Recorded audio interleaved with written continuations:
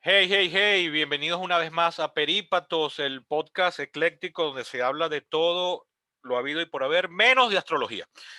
En esta oportunidad voy a mezclar los dos temas de los capítulos anteriores, porque si recuerdan el capítulo 45 hice una introducción a los problemas de Venezuela, y luego en el siguiente capítulo, el inmediatamente anterior a este, el capítulo 46, me puse a hacer una reseña de una película, de Tenet, la nueva película de Christopher Nolan que llegó a nuestras salas.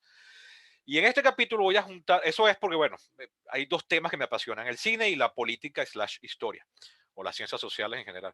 Pero en este capítulo vamos a juntar las dos tendencias, las dos corrientes de interés a las que se dedica principalmente este podcast, porque voy a hablar con un colega crítico y también, cruzo los dedos, colega cineasta, mi amigo Edgar Roca, el líder espiritual del nuevo Círculo de Críticos Cinematográficos de Caracas, porque fue gracias a una iniciativa suya que lo iniciamos nuevamente, o sea, que lo recreamos, porque ya había existido tal cosa en los años 70 y 80. Edgar es cineasta, es profesor universitario y es empresario también, pero no quiero hacer yo las presentaciones, quiero que sea el mismo Edgar el que las haga, empezando, si es posible, Edgar, por el cuento de cómo llegaste al cine, porque si mal no recuerdo, tú eres egresado de la UCB igual que yo, pero en esto que llaman ciencias de la información. No sé si ese es el nombre del título, me disculpan, o es el nombre de la escuela, no estoy haciendo mofa, pero No. sé que le han cambiado el nombre. Y entonces, bueno, Edgar, cuéntanos cómo fue que tú llegaste al cine, porque esa anécdota es demasiado buena. Y este cuento empieza en tus últimos semestres en la Universidad Central. Sí, bueno, gracias por la invitación. Recuerdo aquella vez que ya te había acompañado en uno de tus capítulos, de los primeros capítulos Ah, iniciales de este sí, podcast, gracias. hablando Es sobre, verdad, Edgar fue el primer invitado a este podcast que salió sí, publicado el 1 de noviembre de 2017 junto con un amigo Rancés. ujú, Estuvimos hablando de It y Blade Runner 2049. así es. Eso ya fue hace 3 años. Sí. Y bueno, chévere. Y a partir de allí, a mí me interesó el formato y también hice por 30 capítulos un podcast con una amiga realizadora. En fin, con lo que tú mencionabas inicialmente, pues sí, yo egresé de la central en 2010 de la Escuela de Bibliotecología y Archivología, lo que afuera se llama Ciencia de la Información. Acá le han tratado de cambiar el nombre, lo que hizo fue cambiar el pensum en 2005, imagínate, cuando yo estaba entrando a la universidad. Le cambiaron el pensum, pero no le han cambiado el nombre, la siguen llamando igual. Mm. Y en el octavo semestre de la carrera, como buscan ser muy integral, muy gerencial la carrera, hay una materia que se llamaba, una cátedra que se llamaba medios audiovisuales, que yo decía, ¿para qué nos ponen a ver esto? No entiendo.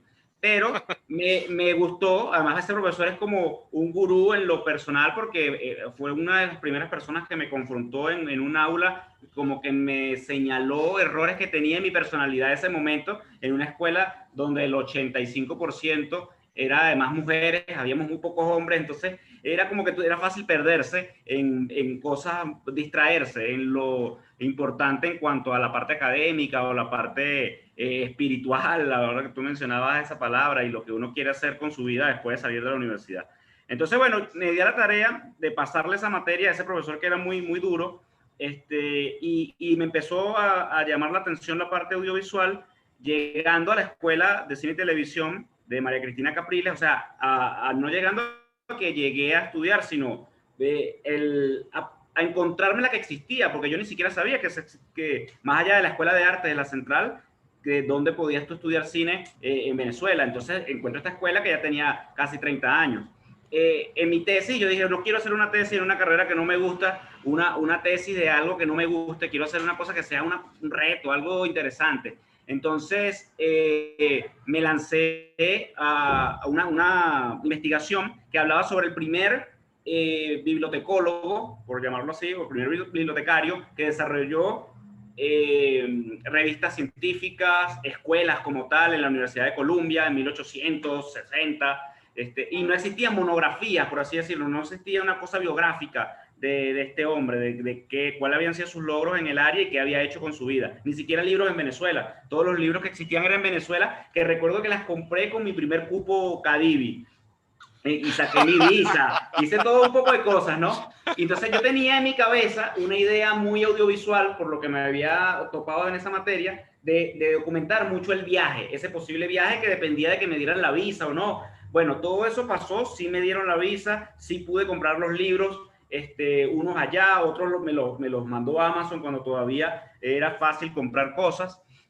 Y viajo en octubre después de preparar 10 meses con la biblioteca de libros raros de la Universidad de Columbia. Por 10 meses hablé con 3 de sus empleados. Uno, gracias a Dios, era puertorriqueño y era como mi enlace. No, uno era dominicana, un puertorriqueño que no hablaba español bien, pero era como el que le tocaba atenderme o ayudarme. O sea, estamos hablando Y de la así, ciudad de Nueva York, ¿no? la ciudad de Columbia, Nueva la York. Universidad de Sí, Columbia, la Universidad de Columbia en Manhattan, pues. en Manhattan, exacto. Una universidad Exacto, histórica, Ivy League, todo. Ok. totalmente. Tú, Sí, tú nunca habías salido de Venezuela para ese momento, ¿no? no, nunca. Fue la primera vez que salí de Venezuela. Y bueno, me tocó lanzarme esa aventura. Que me llevé una camarita que no me servía para nada. Realmente no pude hacer la investigación como yo la quería hacer, o sea, documentarla de la manera que yo la quería hacer, porque yo me imaginaba algo más documental, algo más audiovisual. Pero me topé con un rodaje de cine, ya me faltaban como 2 días para regresar, me había terminado lo que tenía que hacer allá y me fui me llevaron de paseo a Chinatown y veo el rodaje, teniendo una calle cerrada y pasaban carros constantemente que hacían como piruetas porque estaban como ensayando lo que tenían que hacer y había un poco de chinos en una acera y yo me quedé lelo ahí viendo, o sea, yo ni siquiera era también tan distraído y yo a lo mejor había hasta un tipo famoso, pero yo en ese momento no tenía esa conciencia que ahora puedo tener, que yo digo, bueno, yo ahora sí sé eso y procuro ser casi que un diccionario de lo que es el cine. A lo mejor era un rodaje, a lo mejor era un rodaje importante y yo no lo sé.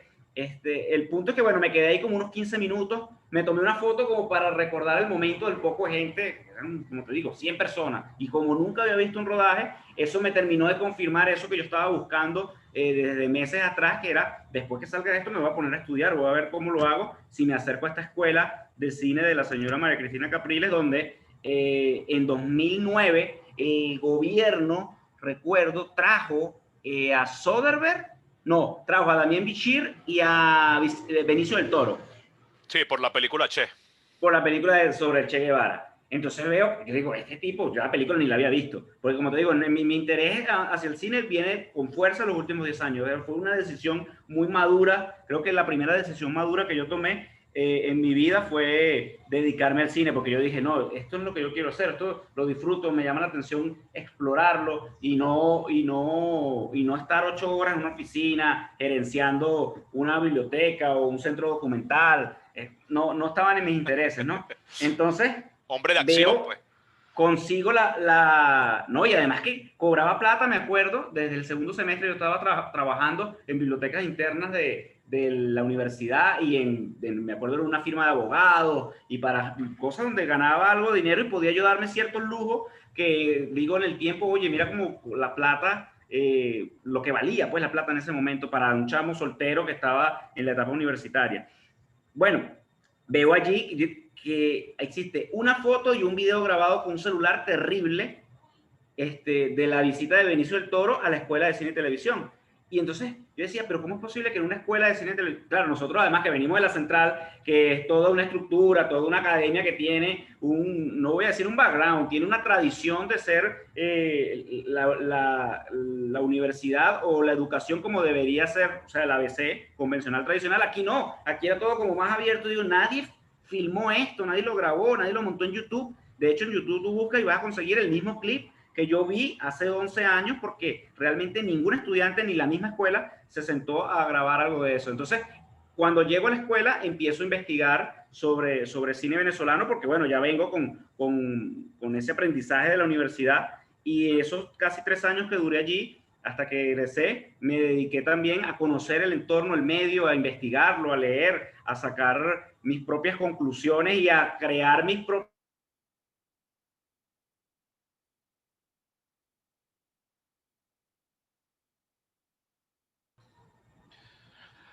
Disculpen, tuvimos un pequeño fallo técnico con el internet venezolano y Ya tenemos de regreso a Edgar. Edgar, que la grabación llegó hasta el punto en que te chocó ver que la escuela de cine y televisión, escuela en la que yo estudié, por cierto, después de que me retiré de biología a principios de siglo, justo con la mala leche que me tocó en el paro. Y sí, ahorita cuando estabas describiendo hay que decirlo sin miedo a ofender, lo medio mamarracha que es esa escuela, y sin embargo, tiene más de 30 años. Eh, yo sí decía, sí, la conozco, estuve ahí. Yo me tuve que salir de esa escuela porque solo saqué un nivel de los 4, porque la escuela se declaró insolvente porque tenía muchísimos alumnos de becados por el CONAC, y el CONAC tenía 6 meses que no pagaba y el alquiler del espacio era muy caro y nos tuvimos que salir. Estábamos en esa época en Plaza Venezuela, estaba la escuela. ¿Dónde estaba la escuela cuando tú estudiaste? Ahí en la sede de la Cámara de Comercio de Caracas. ¿Ya estaba Así ahí? es, cuando yo estudié en la escuela estaba en la Cámara de Comercio de Caracas, en el piso 4. Este año por la pandemia dejó de funcionar esa sede. Ya ahora es virtual, es online la escuela. En los años en los que yo estudié la recuerdo como probablemente, al menos la misma directora lo decía, de los mejores años de la escuela, porque tomó las riendas en la parte de la coordinación académica un profesor colombiano que se llamaba Raúl Álvarez Sierra. Y Raúl le dio a la escuela, le imprimió una creatividad y un dinamismo que no tenía en el momento en el que entré. En el momento en el que entré, yo entré así como con dudas, pero estaba entrando también Raúl y fue cambiando la escuela. Y en esos 3 años recuerdo que consiguieron becas para la mayoría de los estudiantes. De hecho, yo estudié toda la carrera después del primer módulo por mis calificaciones del primer módulo. Los siguientes 7 los hice becado por el SENAC, lo que era el SENAC, lo que daba el SENAC en aquel momento. Entonces, para mí, la escuela fue un disfrute porque además compraron equipos, la remodelaron internamente, pintaron, hicieron muchas cosas, que eso duró más o menos esos 3 años, porque un año después que yo había salido, regresé, recuerdo, y había otra vez caído porque Raúl se fue al país, el país lo agotó, 2015, que empezó todo este tema de inmigración tan fuerte. Pues Raúl vive ahora en Filadelfia y da clases en una universidad en Filadelfia. Y bueno, la escuela, por supuesto, fue como en decadencia por el mismo país, y con una María Cristina Capriles que se fajó o se ha fajado en tenerla a flote durante todo este tiempo, con Eso un sí, pensum que creo que es sólido. eso sí reconozco. Esa escuela es ella. Y yo Sí, sí. temo por el día que ella no esté, porque esa escuela, mamarracha o no, cierre y abra cada rato, es la que más ha parido cineastas en este país. O gente que trabaja el mundo audiovisual. En el medio, exactamente, sí. Y bueno, yo de allí empecé a investigar, empecé a trabajar también, buscar lo profesional, y recuerdo haber hecho un rodaje a manera de pasantía, porque no te lo imponen en la escuela. Entonces esas pasantías, en cuanto al medio cinematográfico, tú dices, bueno, hay un tema ahí, es cómo vas a ingresar a la parte profesional. Te dan un título de realizador o de cineasta integral o de alguien que sabe integral sobre cine y televisión, pero ajá, ¿qué vas a hacer después? Entonces, antes de eso, como en la central ya yo había visto ese modelo de la pasantía y tal, yo dije, voy a buscarme un rodaje donde sea yo el pasante. Realmente no me contrataron como el pasante porque me dijeron, no, tú puedes perfectamente ser un asistente de producción y te voy a pagar el... Ya va, que aquí cerca están estornudando y se meten el sonido, ¿verdad? Sí. Te voy a pagar. Me dicen, no vas a ser el pasante, vas a ser el asistente de producción. Y lo que te voy a pagar equivale al salario mínimo el salario mínimo mensual de alguien te lo voy a pagar semanal. O sea, yo al mes, en un proyecto de 2 meses, de 8 salarios mínimos, cada semana ganaba un salario mínimo. Lo que ganaba alguien en un mes, yo me lo ganaba como un asistente de producción en ese rodaje, que para mí era una pasantía, cada semana. Coño, pero Y tú bateando para 1000, pues. Claro, porque es la cosa que te da la universidad. Como uno se prepara en esa dinámica, llegas a una escuela que no tiene tanta esa estructura y uno ya trae una estructura, tú dices, bueno, yo tengo que, si no la tiene ella, yo se la voy a imponer a la escuela de alguna manera. ¿Sabes? Yo voy a buscar científicamente, si ellos no tienen pasantía, necesito un rodaje profesional, porque en mis cortos yo no voy a aprender nada. Y bueno, yo siempre además cuento esa parte, me parece más relevante que la historia del cine en Nueva York, del rodaje ese que vi allá en Nueva York, porque el rodaje profesional me confrontó a mí con una parte del ego que creo yo era necesario en ese momento. Era llegar un día al rodaje y que el jefe de producción me dijera, mira, tengo un problema, ninguno de los otros 3 asistentes de producción que tenía esa película, una película independiente con poco presupuesto que tenía 4 asistentes de producción, ninguno de las 3 asistentes de producción que están, que todas eran mujeres, quieren hacer lo siguiente. Necesitamos que un baño esté limpio para que todo el equipo lo use, y principalmente las actrices y los actores que van a actuar. Alguien tiene que lavar ese baño. Entonces, ¿tú le echarías bola? Literal, esa fue la palabra la frase que usó el jefe de producción. Y yo le dije, sí, claro, dale, yo lo hago, no te preocupes. Yo lo acepté de una como no pasa nada. Y empiezo a limpiar mi baño, y a medida que lo iba limpiando, iba pensando, iba confrontándome con mi ego. Era, yo soy un licenciado de la República. Yo ya me pasé todas las materias de la escuela de cine. A mí lo que me falta es mi corto de tesis para graduarme, y yo estoy metido en un baño lavando. ¿Por qué? Porque me dan este dinero que es 4 veces lo que gana cualquier empleado de la administración pública, por así decirlo, en el país, pero no me sirve de nada porque estoy aquí limpiando el baño. O sea, estaba como en esa lucha, y después dije, ok, no importa, voy a limpiar mi baño con cariño, lo dejé impecable, hermoso, para que todo el mundo lo usara, y dije, no, nunca más vuelvo a hacer esto. No lo vuelvo a hacer, no porque sea una deshonra del trabajo o limpiar el baño, sino porque no es lo que yo quiero hacer. Yo puedo quedar a partir de este momento encasillado de ir escalando posiciones como asistente de producción y ganar algo de dinero que me iba a funcionar en 2000, estoy hablando del año 2013. Recuerdo que ese rodaje iba a arrancar justo el día que anunciaron la muerte de Chávez, y se retrasó un par de semanas y arrancó 2 semanas después de eso. O sea, a mediados de marzo, finales de marzo. Y eso me llevó hasta abril, hasta casi junio de ese año. Yo dije, no, lo voy a hacer esta vez y no lo vuelvo a hacer. Ahora me voy a dedicar, me voy a comer un cable probablemente, pero voy a desarrollar mis proyectos, escribir el guión que quiero escribir, analizar el mercado en el que me tendría que meter, y empecé a eso, a estructurar o a sistematizar un poco mi proceso. Un poco, vuelvo y te repito, yo creo que esa parte se la debe uno a la universidad. Esa preparación que te da en esos 5 años, dicen, bueno, te sirves para esto. A la hora de profesionalizarte, a lo mejor no vas a ejercer bibliotecología porque no era lo que yo quería, pero yo lo puedo utilizar como investigador para mis propios proyectos, investigador para conocer mi entorno, y bueno, sacar cifras que además siempre las tengo allí presentes, porque son cosas que creo que están cambiando y que creo que hay que seguir empujando para que cambien, como lo que tú decías al principio del síndrome del operaprimista, esa maldición de grandes cineastas venezolanos o grandes películas venezolanas que solo tienen, su director solo tiene esa película.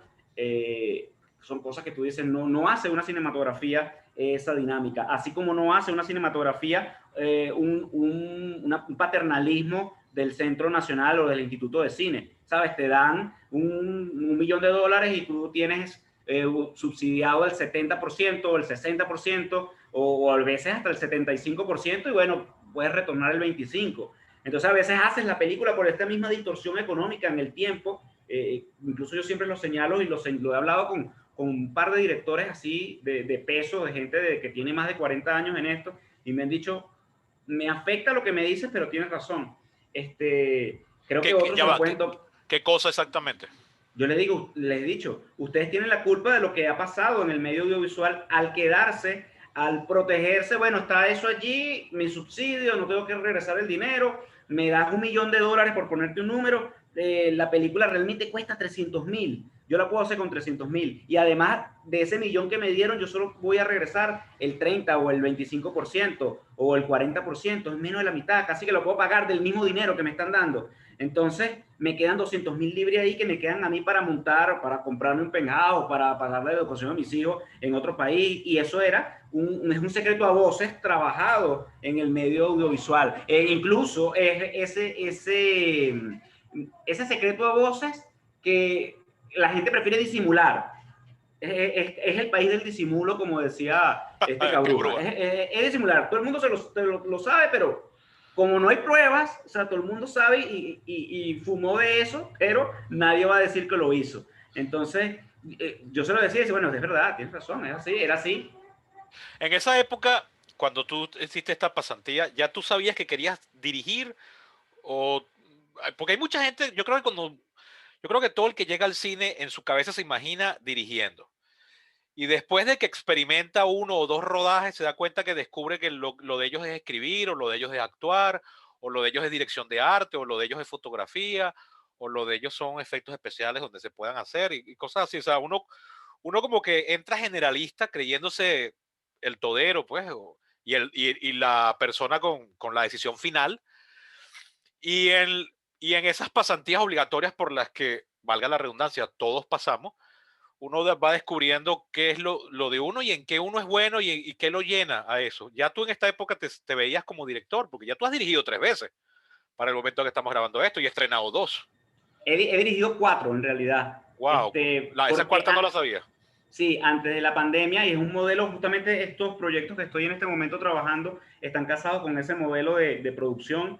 Una película que planteé hacerla como nunca lo había hecho antes, como pensé que iba a ser mi primera película, de hecho. Yo cuando estaba decidido a hacer mi primera película, yo dije, voy a hacer la película con 11 personas o 12 personas en el equipo. Yo mismo soy el actor, con las cámaras que tienen mis amigos, edita aquel pana, lo iba a hacer así. En pocos días en pocas semanas de rodaje, unas 3 semanas de rodaje, la película se hizo Cine guerrilla. Sí, un poco con más gente que en los cortos estudiantiles, no deja de tener ese look como amateur, pero yo dije, necesito hacer un proyecto así. Entonces, fue un proyecto que se pensó para rodarse en 9 días, se terminó haciendo en 7 días, con 11 personas, con 4 personas en el equipo técnico, los actores.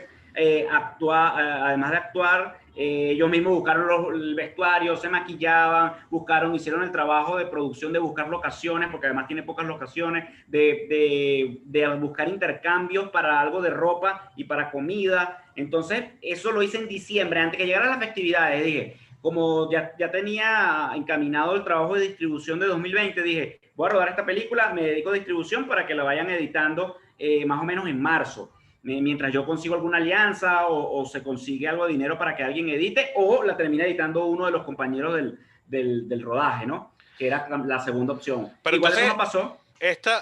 Esto que estás contando fue a finales de 2019.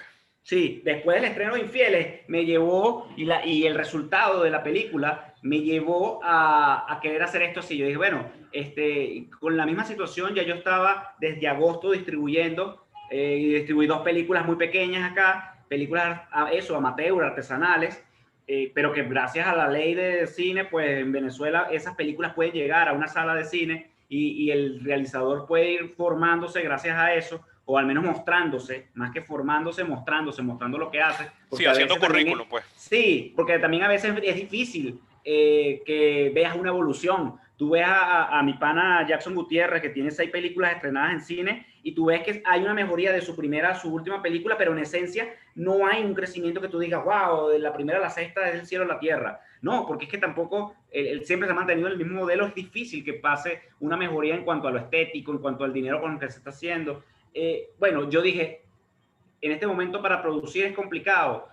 A mí me interesa la distribución, me interesa todo lo que tenga que ver con el cine. Yo desde que estaba en la escuela sabía que quería dirigir, pero yo disfruto mucho escribiendo mis guiones, buenos o malos. A mí me gusta escribir. Yo sufro escribiendo, no sé, ya tengo que admitirlo, no, sufro. Yo lo disfruto en todo nivel, incluso la distribución, incluso el tema de exhibición, todas esas cosas a mí no me son indiferentes, pues yo las quiero explorar y las quiero trabajar y las disfruto. Entonces dije, bueno, voy a hacer esta película así para dedicarme el 2020 al tema de la distribución, y ver qué pasa con esto. Gracias a Dios empezamos a editarla hace poco, después casi de un año de parón. Y tengo 2 películas ahí que van a salir este año, Dios mediante. Una al fin, porque es un poco el documental, Sí. tú sabes, el tema de los documentales.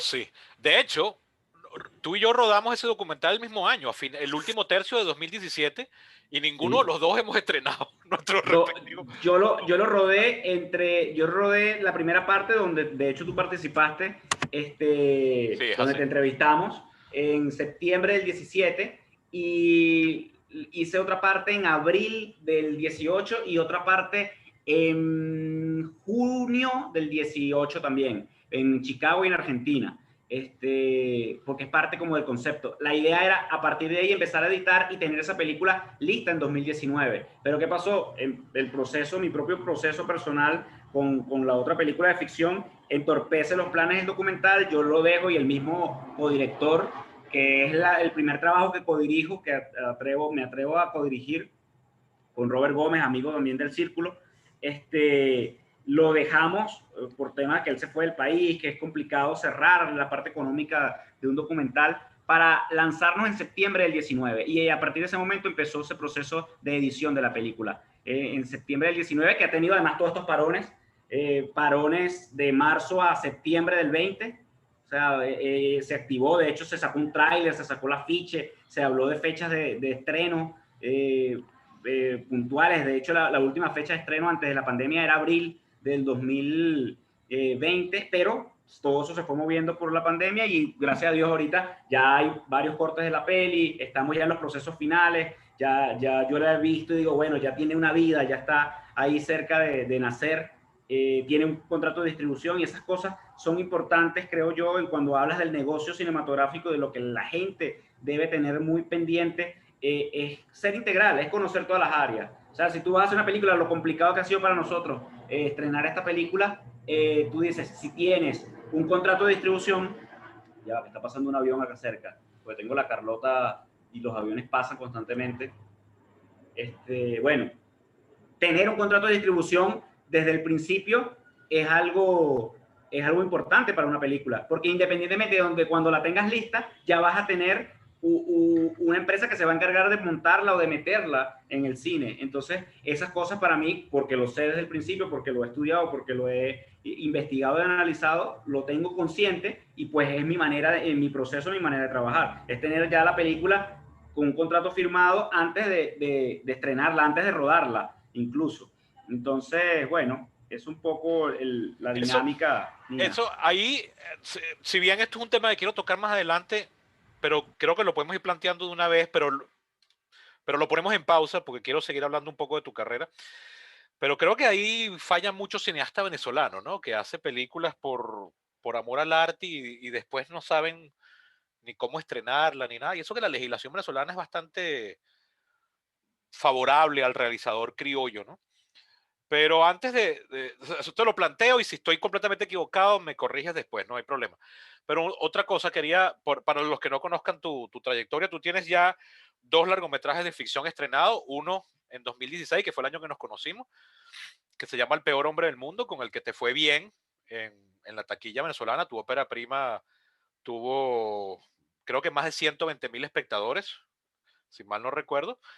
Y luego el año 2019, cuando yo había regresado ya de mi breve periplo por Colombia, estrenaste un segundo largometraje de ficción llamado Infieles, que con ese no te fue comercialmente bien. Creo que tuviste unos números por debajo de 10,000, si mal no recuerdo. Y luego tienes este documental del que estabas hablando y esta película que hiciste de Guerrilla en diciembre. La que hiciste en diciembre también es ficción, entendí, ¿no? En diciembre del 19. ¿Y esa ya tiene también fecha de estreno y contrato de distribución? No, porque esa la voy a estrenar después del documental. Mi prioridad es estrenar primero el documental, mientras ella se va editando poco a poco. Y la estoy casando con este modelo de producción, donde en medio de la pandemia estoy sacando adelante 3 proyectos más, donde yo le estoy dando la asesoría a esos proyectos para que salgan adelante y sean factibles, se realicen. Entonces hay uno en España, hay uno en Chile y otro en Venezuela. Cuando te refieres, estás asesorando películas. Sí, sí, Ok. sí. Pero tú Donde yo soy el productor ejecutivo Ok. y soy además el distribuidor. Y además algo que no has mencionado tú, pero que la gente debe saber, tú además te agregaste, no abandonaste, sino que agregaste un ítem más a tu currículum, que es que además eres distribuidor ahora. Y tú trajiste a Venezuela casualmente la película que ganó el Oscar en 2010. La película que en 2020 ganó el Oscar a la mejor película de 2019, que la trajiste cuando nadie sabía que iba a ganar. O sea, tú la trajiste antes. Habría que, o sea, no fue que picaste que picaste después de que ganó. O sea, tú la tenías justo a tiempo para la ceremonia del Oscar. Estoy hablando, por supuesto, de Parásito, de Bong Joon-ho, la película surcoreana. Primera vez que una película que no se hablaba en inglés gana el Oscar a Mejor Película. Esa tú la trajiste otras 3 más. De hecho, yo comentaba en el capítulo anterior que la última vez que yo fui al cine, justo el día antes de que empezara la pandemia oficialmente en Venezuela, empezara, perdón, la cuarentena, fue a ver una película que tú trajiste, que es la película francesa Retrato de una muchacha en llamas, que es una película que estuvo, si mal no recuerdo, estuvo nominada al Oscar a Mejor Película Internacional. No, se ganó el guión en Cannes el mismo año del 19 que se lo ganó Parasite, que hace que estas dos películas vayan allí, pero Francia recuerda que envió Los Miserables, Les Miserables de Leigh Sí. Jean, algo así se llama el director. Sí, que es una adaptación, que es Los Miserables en los suburbios pobres del París actual.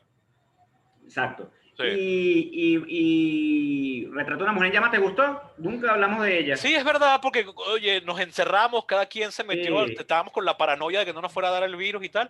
Y sí, a mí me gustó, es una película lenta que toma su tiempo en decantar, pero a mí en particular me encantan las películas de época, como las llaman. Sobre todo, yo tengo una categoría en mis listas, que es películas para enseñar historia. Y esa es una película que, además de ser de época, es una película que sirve para enseñar historia, es una película además muy feminista. Los personajes masculinos casi no tienen ni diálogo y salen muy pocos momentos, pero es una película que me gustó bastante, de verdad. Es una de esas películas que no es para todo el mundo, definitivamente. Yo justamente en el capítulo anterior decía que estoy debiendo una reseña, porque me gusta reseñar en este podcast las películas que veo en el cine, y esa fue la penúltima ya que vi en el cine, y no la olvidé de reseñarla. No tenía internet en esa época, entonces era muy complicado, pero la estoy debiendo. Y es una película que me gustó. Y fíjate que las dos están en la colección de Criterion, que es la casa esta de distribución home video, que saca películas que, bueno, Edgar lo sabe y algunos de los oyentes también lo saben. A mí me gusta coleccionar películas en físico originales. Casualmente ayer fui a buscar 4 cosas que me llegaron, que aquí tengo. Y bueno, Criterion es como, si uno es cinéfilo, tener una biblioteca en su casa con los títulos de Criterion es como, bueno, no sé si de todo cinéfilo, pero yo soy, y bueno, esas 2 películas están en la colección Criterion, salieron ahorita a finales del año pasado. Y sí, a mí esa película me gustó, o sea, agradezco haberla ido a ver al cine y agradezco que la hayas traído, de verdad fue un buen ejercicio. Y con Parásitos tuviste, pero me parece que es una movida arriesgada, porque no son películas comerciales, o sea, no estás trayendo Avengers, no estás trayendo la Liga de la Justicia, ni Star Wars, ni una película de Disney, estás trayendo películas de autor, no de Hollywood. Pues trajiste película, una asiática, ibas a traer 2 europeas, creo que una cubana, esas sí no pudieron llegar por la situación. Trajiste una europea ahorita, creaste también además un servicio de streaming venezolano para poder pasar las películas que vas a seguir trayendo, y trajiste una que esa también te estoy debiendo la reseña, que esa me gustó bastante. Es una película georgiana, bueno, de 2 ex repúblicas soviéticas, pero básicamente Georgia, que la trajiste a final del año pasado, que solo pudimos ver por internet. Es decir, a ti te gusta el riesgo, porque no estás trayendo películas que tengan un fácil retorno comercial, no estás trayendo una película animada de Disney, como te decía ahorita. Por fortuna, creo que con Parásitos te fue bien, porque bueno, tuviste el batacazo del Oscar, que la trajo, o sea, que la coincidió con tu importación. Pude verla en el cine como me gusta ver las películas, pero eso fue un riesgo. No sé si con las otras, bueno, la otra no la pudiste estrenar comercialmente. ¿Qué piensas hacer en eso cuando ya, ahorita que están volviendo a abrir las salas en Venezuela, vas a seguir trayendo películas? A mí me encantaría darte una lista, Edgar, mira, trae esta, pero Bueno, tú te no puedo tienes dinero adelantar. para malgastar así en No, pero el exotismo. dinero siempre se consigue. Yo te puedo adelantar que yo creo que este año el Oscar a Mejor Película Internacional está cantada para la película de Thomas Vinterberg, Another Round, y es una película por la que yo sigo desde junio del año pasado, sigo pujando para adquirirla, para traerla. Esa Me es encantaría la danesa la de los que te danesa, ponen a beber, ¿verdad? Sí, a con beber, Mads sí, Mikkelsen. Drop, Ajá. exacto, con Mads Mikkelsen de Thomas Vinterberg. Para mí esa película es la que se va a ganar el Oscar internacional este año. Y yo, como te digo, la sigo empujando para, o sea, ya está a números cerca, ya estamos probablemente cerca de tenerla, pero la situación que tú dices ciertamente complica. Sin embargo, hay una máxima en todo esto que me lo da un poco ser hijo de un apostador empedernido. Y, sí, y que ser un hijo de un apostador empedernido que además no era buen apostador. Porque ya hoy en día no apuesta, él ya se retiró de esas cosas. Pero de niño yo lo veía y entendía, iba entendiendo el mundo de la apuesta y el mundo en general era como una visión, mi visión de mi crianza, pues. Entonces estaba esa máxima, si yo no tengo nada que perder, porque no tengo plata, no estoy perdiendo nada haciendo lo que quiera hacer. Entonces yo por eso hago las cosas sin mayor temor, porque no es que estoy arriesgando el patrimonio, mi, ¿sabes? No sé, mi dinastía y de la empresa de mi familia. No, es que yo consigo el dinero, me los gano, sea porque la película le fue bien o tuvo una venta internacional o vendí los derechos de remake, como pasó en ese caso, por ejemplo, que tenía un dinero aparte, sea por cosas así, y yo digo, bueno, ¿en qué lo voy a invertir? Lo voy a invertir en mi carrera, en lo que me gusta, va a decir, puedo multiplicarlo Bueno, como un apostador. no sé si tú te quieras comprometer a decir números aquí abiertamente quedando registrado, pero yo no los voy a decir, pero sí quiero decir que tú eres además un lince porque tú has conseguido, en tu ópera prima, tú tuviste un actor internacional, o sea, tú te diste el lujo de importar un actor que Sí, conseguiste a precio de panas, hablando en venezolano, y sí. luego cuando trajiste Parásitos el año pasado, que trajiste además, o sea, o adquiriste los derechos para 4 títulos, que solo pudiste estrenar uno, lamentablemente, bueno, por cosas que no es culpa de nadie por lo menos de este lado del mundo. Tú Claro. también conseguiste esas películas a un precio fantástico. O sea, tú lograste Sí, en convencer a la parte, gente de que Venezuela es un mercado que está escoñetadito, pero es un mercado que algo claro. produce. Es que ese mismo roce internacional que empecé a tocar en agosto, septiembre del 19, antes del estreno de Infieles, por la plataforma del Festival de San Sebastián, me hizo entender en que había allí un mercado. Y fíjate que las mismas cosas se dieron. Yo no te voy a decir que yo lo vi o que lo adiviné, que hubo una visión de mi parte, porque sería mentir, sería ponerme unas vainas que no es verdad. Pero yo hago esta película guerrilla porque yo digo, va a ser cada vez más difícil hacer una película de una manera convencional con un presupuesto sólido. Lo voy a hacer acá con un equipo pequeño y ¡pum! Pandemia, tú no puedes tener más de 10, 15 personas en un rodaje. Si tú quieres hacer un rodaje, lo tienes que hacer en ese modelo con dinero para pagarle y buen dinero, ponte. Pero al menos en cuanto a estructura, la producción tiene que ir encaminada un poco como se hizo eso. Y lo mismo pasaba con una de las frases célebres de los distribuidores venezolanos que me llevaron a mí a buscar esa dinámica de la distribución.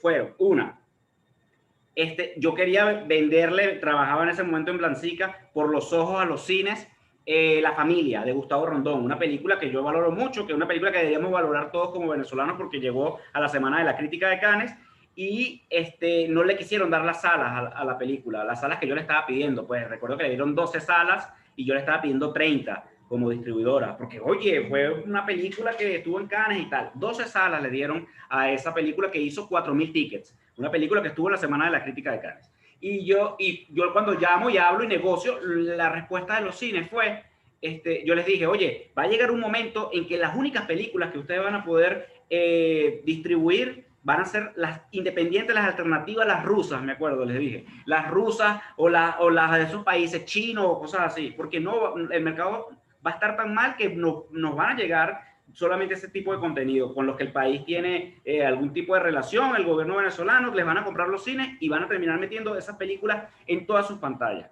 Y la respuesta fue, para eso falta mucho, eso no va a pasar, tranquilo, mientras eso Ah, pasa, quédate con tus 12 salas, así me lo dijeron. Y ja. yo, ok, está bien, chévere, fíjate, yo pensaba, eso va a pasar dentro de 10 años, seguramente era la idea de esta persona que me dijo eso. Lo segundo fue cuando hablé de Parasite, que antes de yo arriesgarme le pregunté a varios distribuidores, uno me enteré que estaban negociándola, pero gratis, no querían pagar ningún mínimo garantizado, y los otros me dijeron, es perder dinero traer esa película, porque si hay que pagar un mínimo garantizado, la película en estimaciones, que es una manera de trabajar la distribución, la película no va a pasar de los 15.000 tickets. Entonces, yo decía, no, eso no es cierto. Esa película, ya yo la había visto porque la película participó en el Festival de San Sebastián.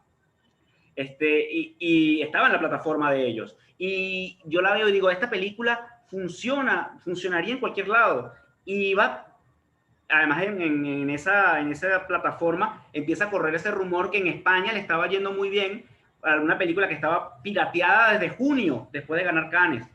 Y le dieron apenas 2 salas en España y le iba también en esas 2 salas, que fue creciendo semana a semana hasta llegar a tener 98 salas y hacer casi 3 millones de euros, cuando ellos estimaban que no iban a hacer más de 200.000 euros en ganancias. Entonces yo dije, esta película va a funcionar. Y lo mismo le pasó en Estados Unidos. Le dieron 2 salas en Los Ángeles y 2 salas en Nueva York, un poco para cumplir la cosa de las 2 ciudades importantes para lo del Oscar, y llenaban. Era un fenómeno, llenaba. Sí, el porcentaje de ocupación era siempre superior al 70%, que eso no lo hace ninguna película hoy en día. De hecho, el porcentaje de ocupación de salas siempre está por debajo del 50%, que es el 45%, el 40%. ¿De el qué? 50%. ¿De películas habladas en no inglés?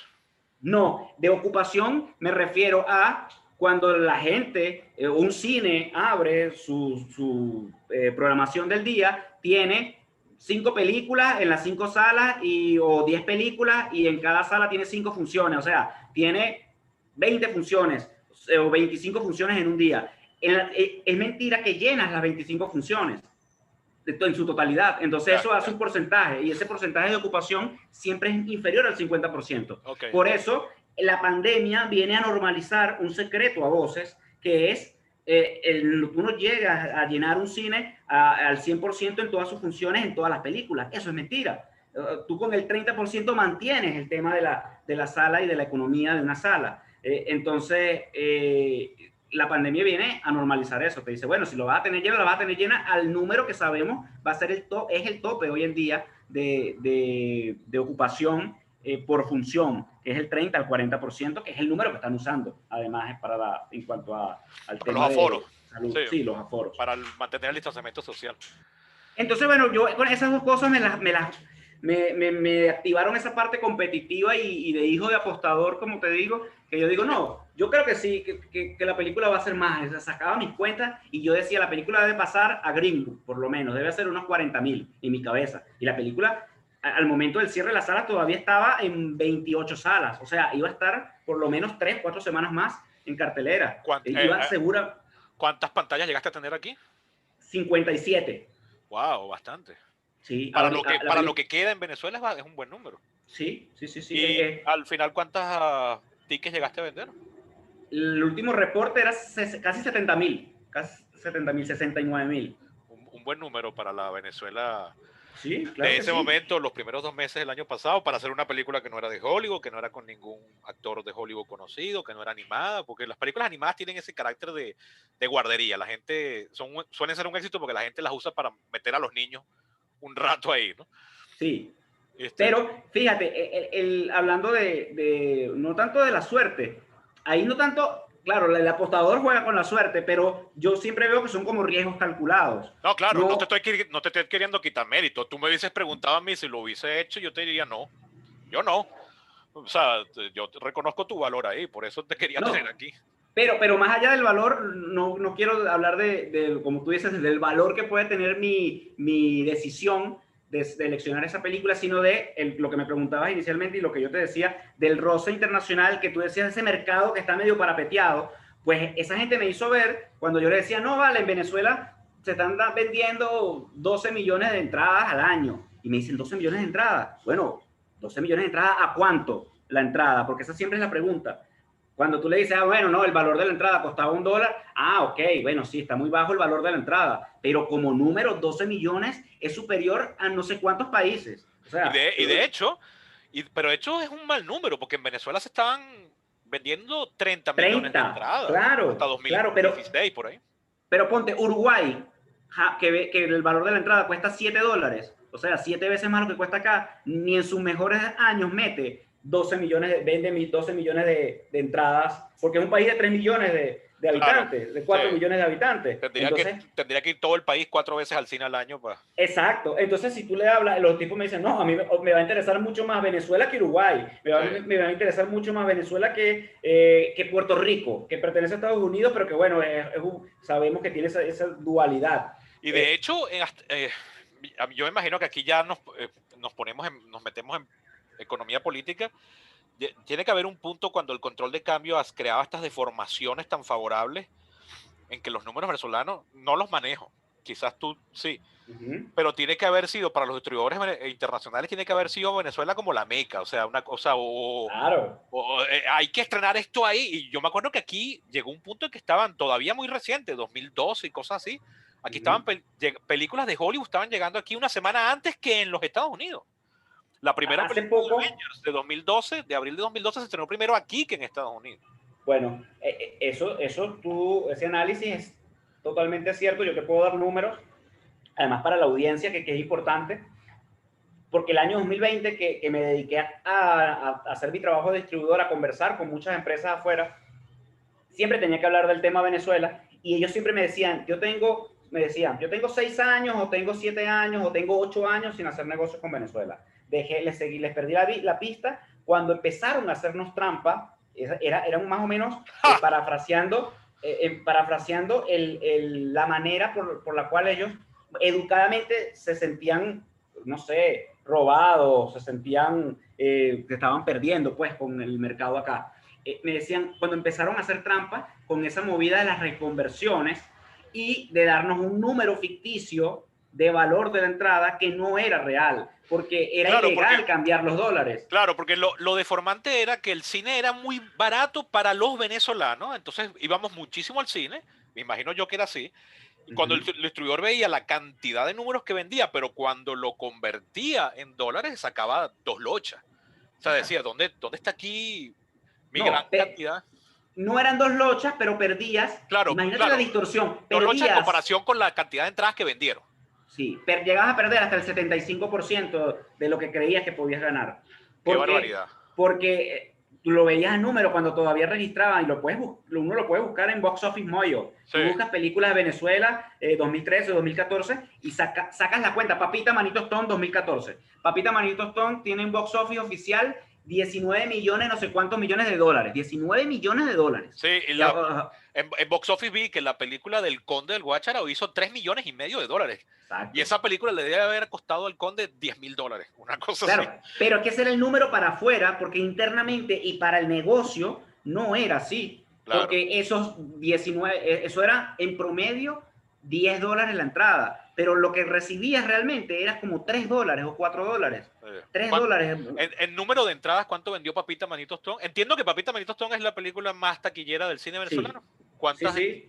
Cerca de 1.980.000 y pico. Casi los 2 millones de tickets. Esa es una película del 2013 o 14 por ahí, ¿verdad? 2013, estrenó en diciembre del 2013, el 19 de diciembre del 2013, y estuvo en cartelera hasta septiembre del 2014. Y me funcionó a mí para montar la 2 duró 52 semanas en cartelera, pero hizo 1.100.000 menos. Hizo casi 900.000 tickets. ¿Esa era la de Enrique Pirela? ¿Era esa? No, la segunda parte de Papita 2. ¿Sabes que tiene una segunda parte? La 2, te entendí. La 2. Claro, ya. No, la 2. La segunda parte, exacto. Papita, segunda base. Tú hiciste 120.000 tickets con tu 500, primera. Sí, con la primera película. Que eso igual, en números, cuando tú lo buscas, te decían, no, aquí te están diciendo que hiciste casi 300.000 dólares.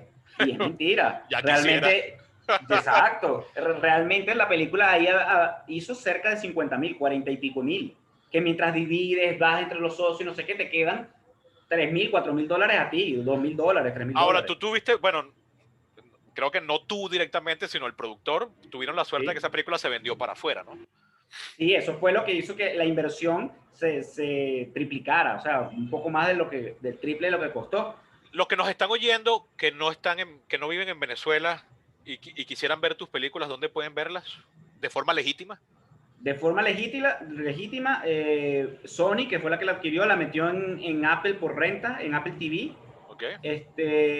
También la tenemos de manera con una distribución internacional para España, en Amazon Prime. Está El Peor Hombre allí. Tu ópera prima es El Peor Hombre del Mundo. El Peor Hombre del Mundo, que es mi ópera prima. ¿Le sigue Infieles? Infieles estuvo hasta diciembre del año pasado en Amazon Prime. Esa estaba a nivel global. Y ahora está en plataformas venezolanas.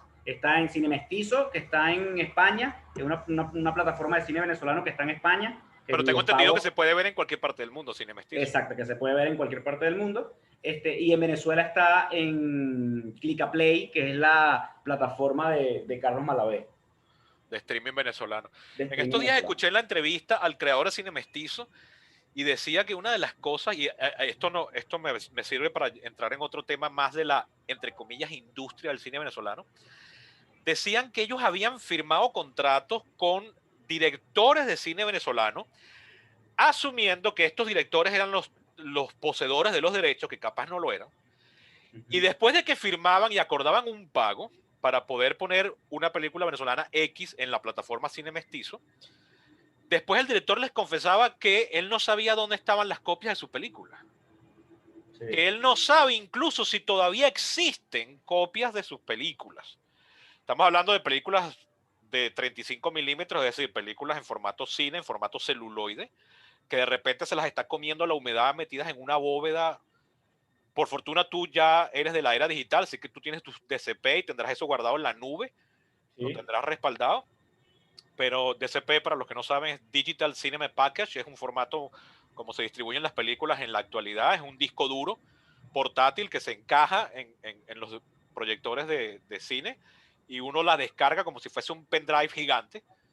Y bueno, uno las puede guardar en digital y en la nube, ese tipo de cosas, pero hasta hace relativamente poco todavía hay directores que lo hacen, el capítulo anterior lo hablé, hay directores que todavía filman sobre celuloide.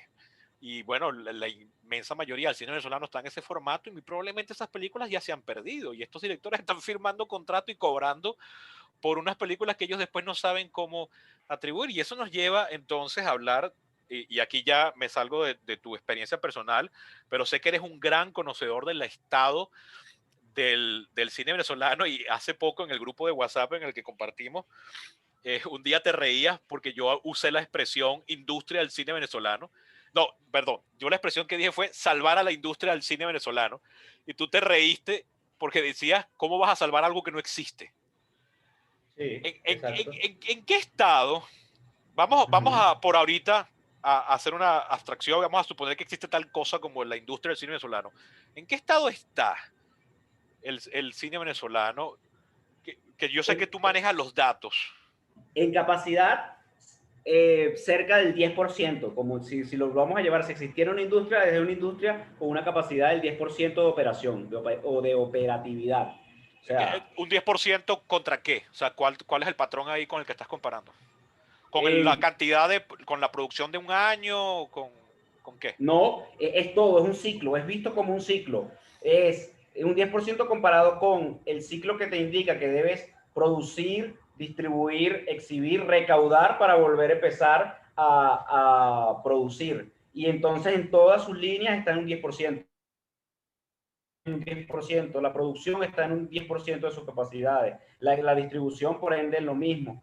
Entonces, lo veo así y te pasé por WhatsApp mientras hablábamos una fotografía de una película de 1928 que es parte de la Cinemateca, un negativo de una película de 1928 de Amabilis Cordero, una foto que data del año 2015 y parece un huevo frito, o sea, está irrecuperable. Déjame es imposible ver que esa película la puedas restaurar. Y así como esa película, mucho del cine nacional se está perdiendo porque ni el cineasta venezolano, ni los gestores culturales, ni los que deberían tener la voluntad o el poder de decisión se han encargado de hacer el trabajo correcto. Yo también se lo he señalado. Obviamente por eso siempre, ahorita estoy en una etapa donde ya no tengo tanto amigos como antes, porque les tengo que decir, pero ¿por qué no hicieron esto? Si era una cosa tan sencilla y había el dinero para hacer esto, ¿por qué no se empezó a digitalizar el cine nacional a finales de los 90 o a inicios, mejor dicho, para no ser injusto, a inicios de esta década, 2010, cuando empezaron a migrar además las salas a digital?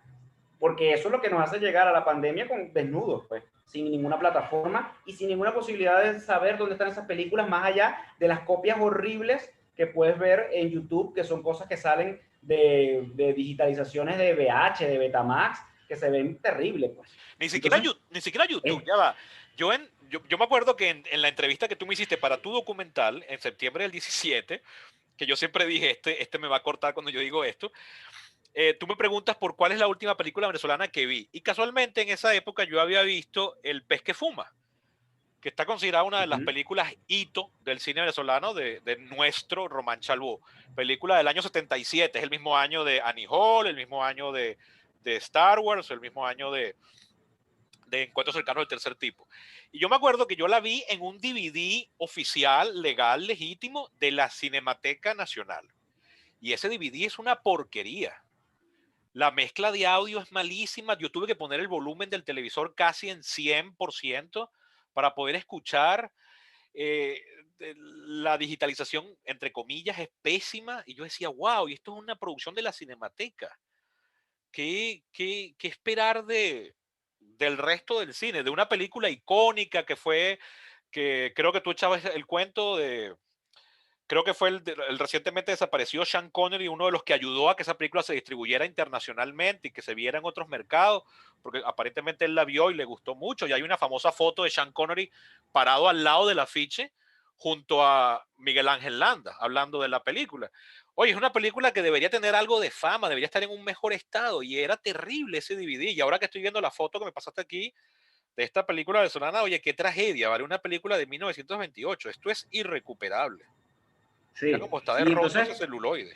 ¿Esta foto quién sí, la no, tomó? no, yo, ¿Dónde encontraste ese rollo? en la Cinemateca. O sea, yo fui a preguntar por la Cinemateca y a preguntar por el estado de películas y tal, haciendo una investigación pues personal, como doliente, porque ya Sí, el claro. cine es un modo Como de vida, patriota, ¿no? como Un, patriota. un modo de vida y un familiar para uno. Entonces, te afecta, esas cosas te afectan, que no haya, además que creo que lo ven como caridad, como hacer caridad, y en realidad es algo que hasta podría ser beneficioso económicamente, o podría ser, no, lo es, en países con economías sólidas y con culturas o instituciones también sólidas. Entonces, fui a preguntar y uno de los empleados, que quién sabe si ya está ahí, eso te estoy hablando de 2015, yo acababa de rodar mi primera película, había muerto un actor que había trabajado en un grupo de películas y se hizo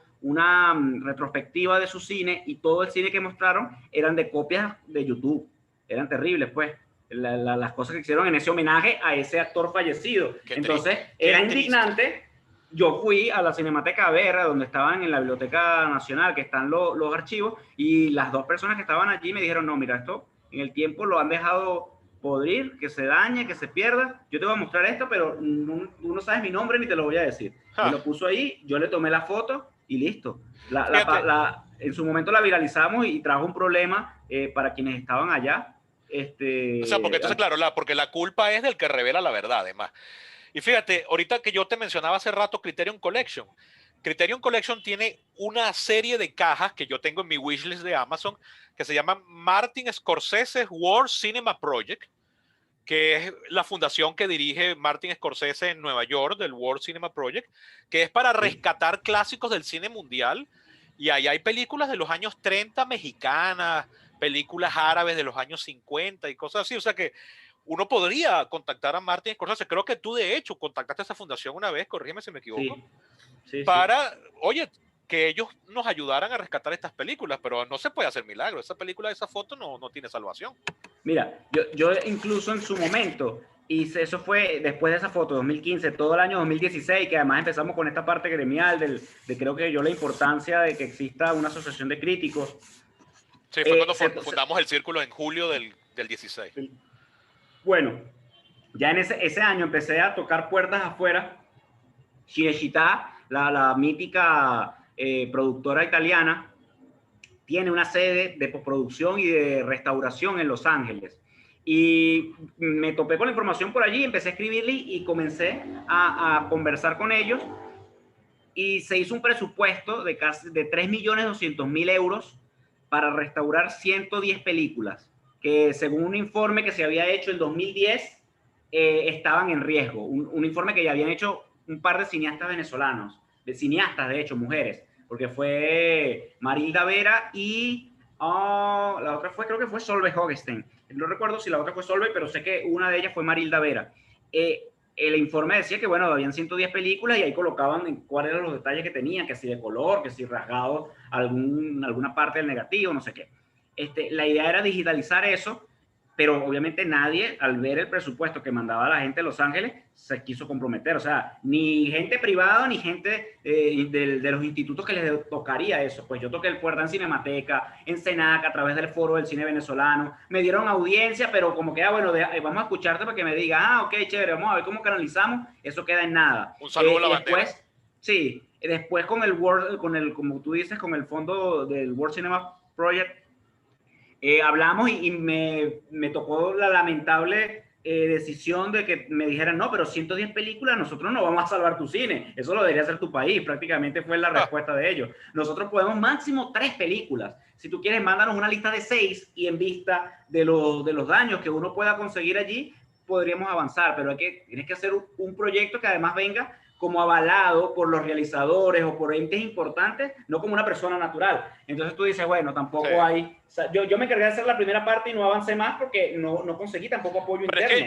es que ya, fíjate, eso habla tanto de la venezolanidad, porque eres tú a título personal, jurídicamente hablando, como una persona natural, contactando a esta gente, tú siempre, y esto lo digo porque tú lo dices muchas veces, machucando el inglés tú mismo, contactando a esta gente para tratar de salvar. Entonces ellos te responden como instituciones y tú eres un tipo de a pie queriendo hacer un milagro. O sea, de verdad que estas cosas se manejan normalmente a nivel institucional.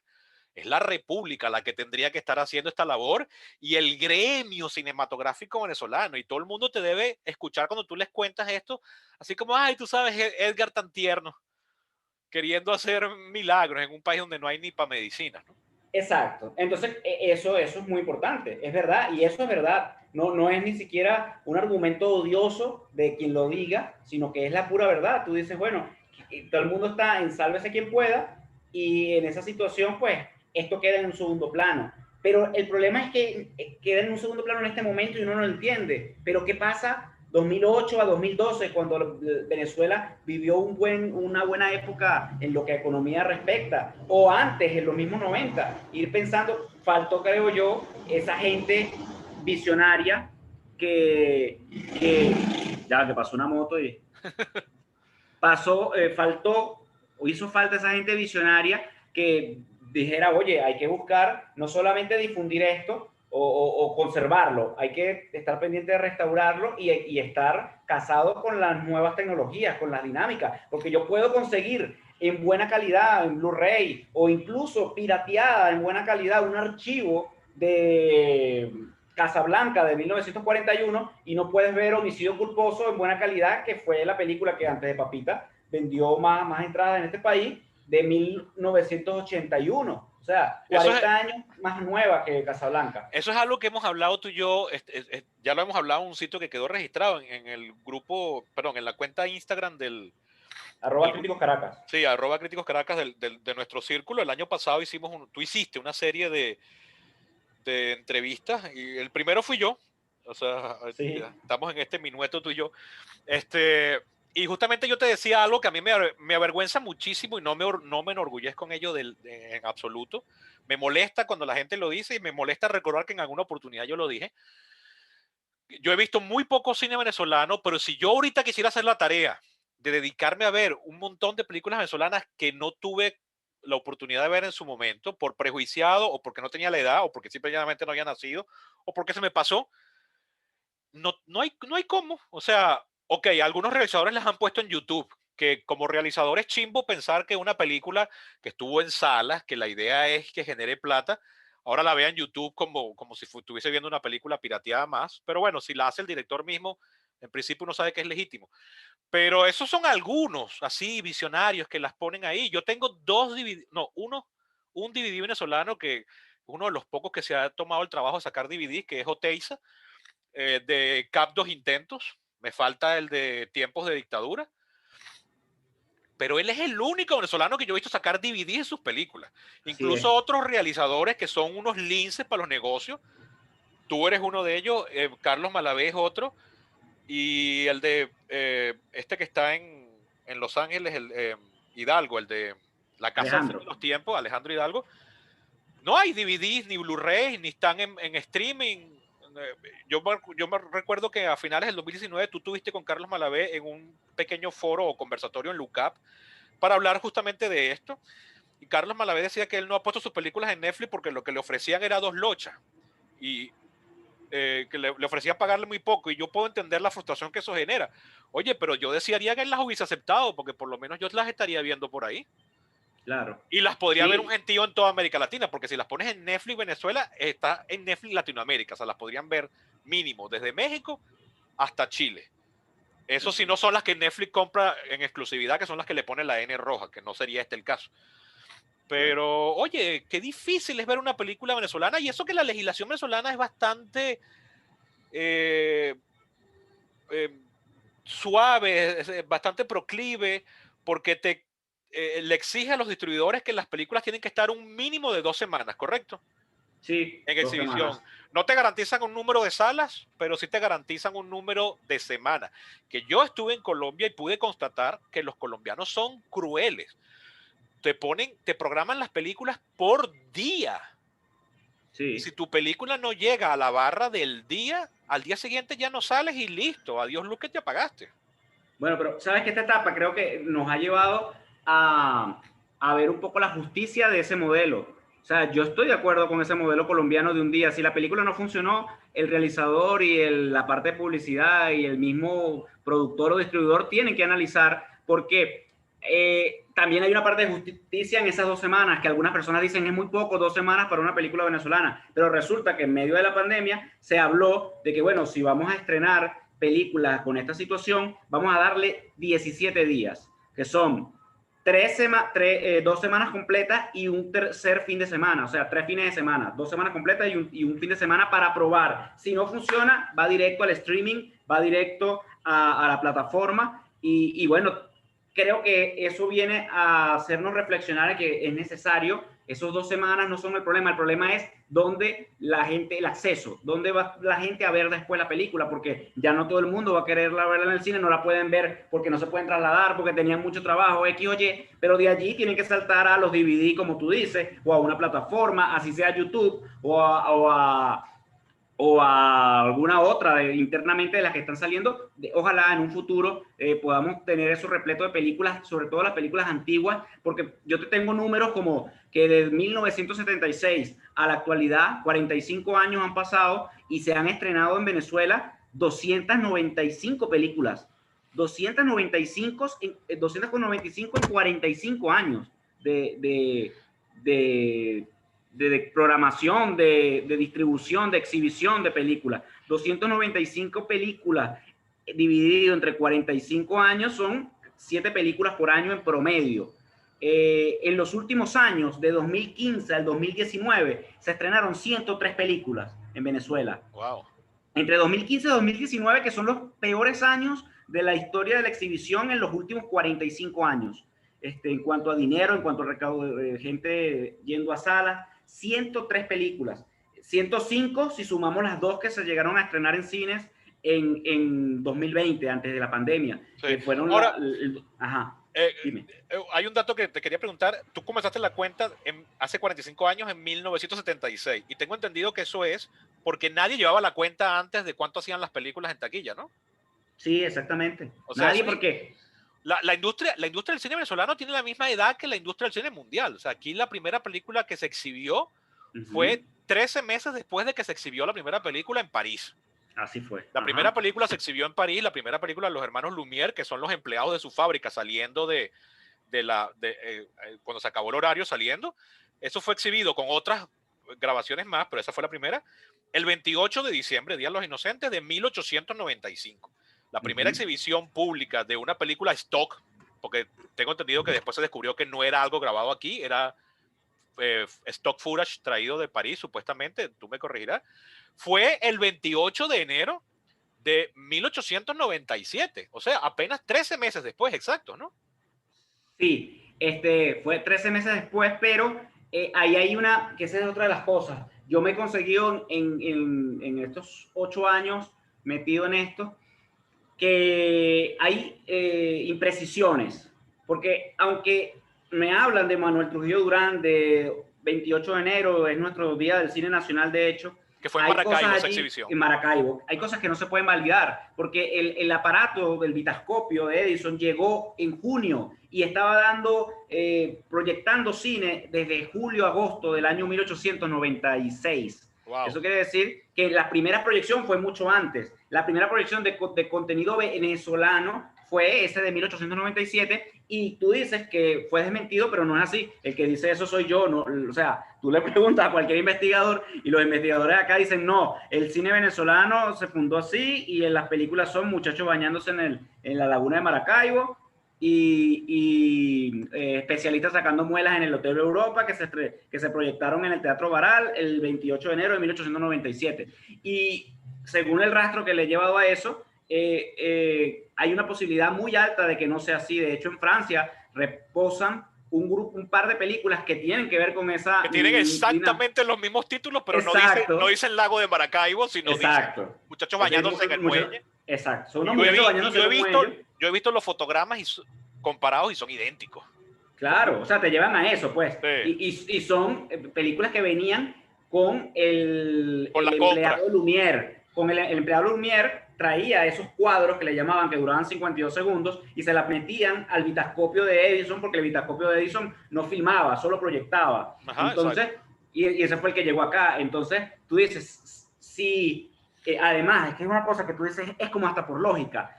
Si los Lumière mandaban a alguien de allá para acá, los americanos, Edison, mandaban a su equipo para acá, ¿qué venezolanos que estaban conociendo el aparato por primera vez se iba a poner o le iban a dar la oportunidad de que grabara algo en el país? No hay manera. Sí, eso lo iba a hacer el empleado Lumière. ¿Dónde lo iba a revelar además también?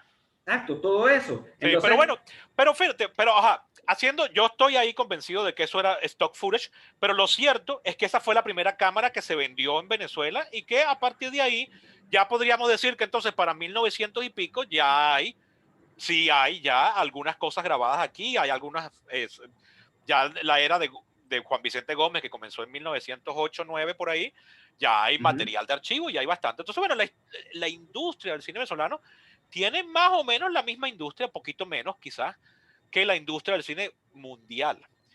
Y sin embargo, no fue sino hasta 1976 que a alguien se le ocurrió llevar un registro de la taquilla. Sí, y ese algo pasó, ese alguien todavía está vivo, de hecho. Imagínate, o sea, que era alguien joven.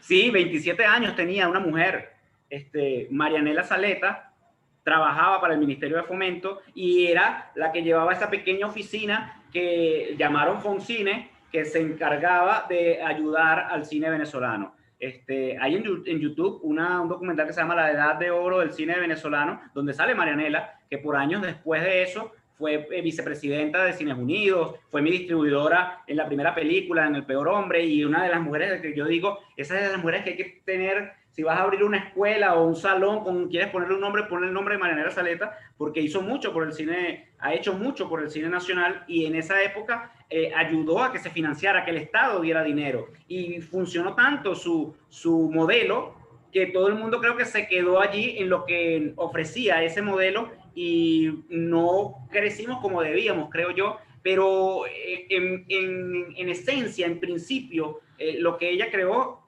ayudó y colabora que tengamos por lo menos cifras y un grupo de películas, esto que te digo, un promedio de 7 películas anuales en los últimos 46 años. ¿Tú tienes alguna forma de comparar eso con el resto de la región latinoamericana?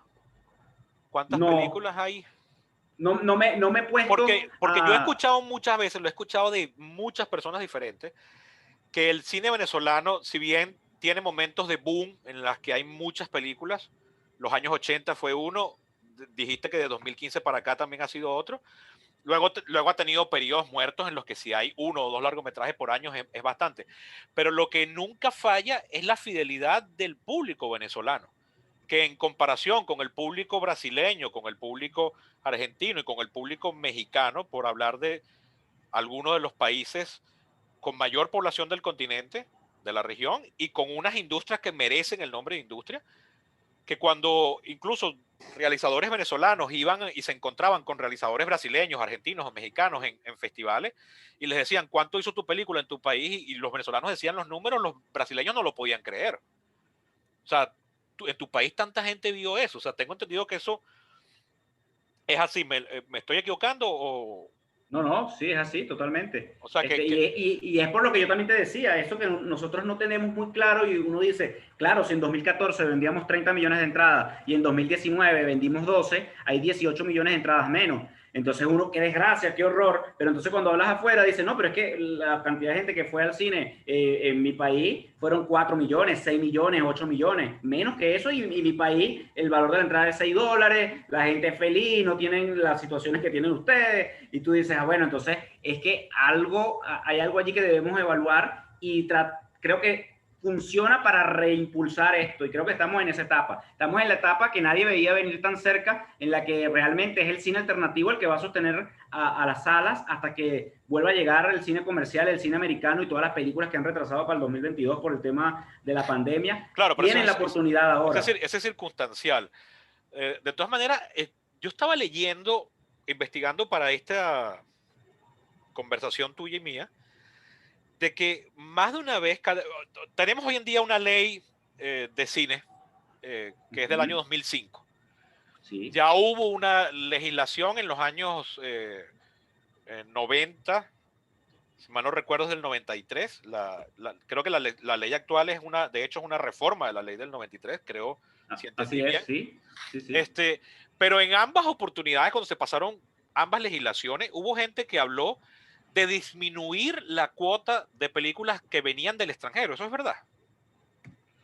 Yo no tengo información sobre eso. Yo creo que eso lo leí en Wikipedia y lamentablemente no ponían quién fue el que dijo eso.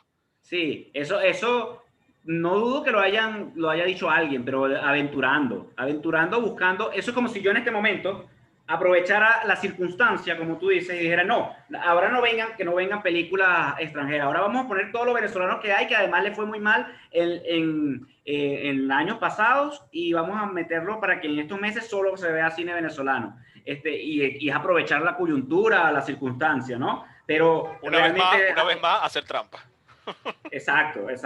No, eso fue algo que alguien lanzó a ver quién pescaba y creo que todo el mundo se casó a decir, no, ¿por qué? ¿Para qué? Sí, igual el mismo tema de mercado, el mismo tema de esa trampa que llama a la gente de afuera que empezó a hacer Venezuela con respecto a los números, estaba corriendo la gente. O sea, en 2012, 2013, todavía se estrenaban cerca de 200 películas anuales. Eso quiere decir que son como 4 películas por semana. O sea, 52 semanas tiene el año, 200 películas son más o menos eso. En promedio, sí. 3, 4 películas a veces por semana. El año 2019 se estrenaron 105 películas. O sea, íbamos a la mitad. Ya la mitad del cine que llegaba antes extranjero ya fue recortado. Claro, porque hubo distribuidores. Yo me acuerdo, yo lloré lágrimas de sangre cuando se fue la 20th Century Fox de Venezuela a principios de 2017 y volvió porque la compró Disney.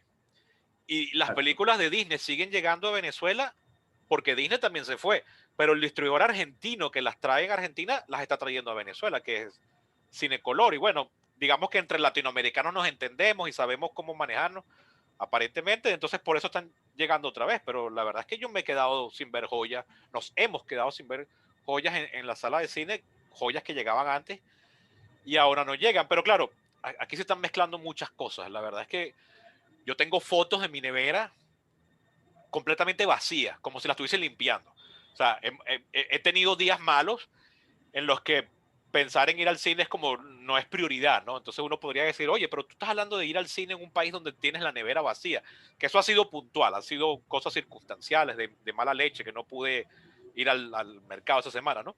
Pero luce como muy frívolo que uno esté queriendo que lleguen todas las películas que se ven en el mundo aquí, y yo en Colombia pude ver películas que sé que aquí no estaban llegando.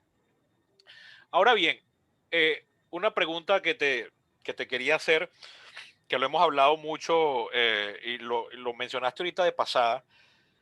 ¿Por qué, creo que tú tienes el número exacto incluso, por qué tanto realizador venezolano no pasa de la ópera prima? Tú rompiste esa maldición, afortunadamente, que ya tienes 2 y tienes otras 2 ahí bajo el brazo. esperando para estrenarse, o sea, esperando a las vacunas para que se estrene. Pero ¿por qué tanto realizador no pasa de una sola? De hecho, ahorita mencionaste Porque, yo nunca sé pronunciar el apellido de ella, de Solveig. Ella creo que tiene una ajá. sola, ¿no? No, Solveig pasa ese grupo, al grupo que ha hecho más de una. Que Ah, bueno, Solveig ok, tiene 5 corrijo. pelis. Ah, Tiene cinco, qué bien que me equivoqué. solo que conocemos 3. Ok, que es Maku, la...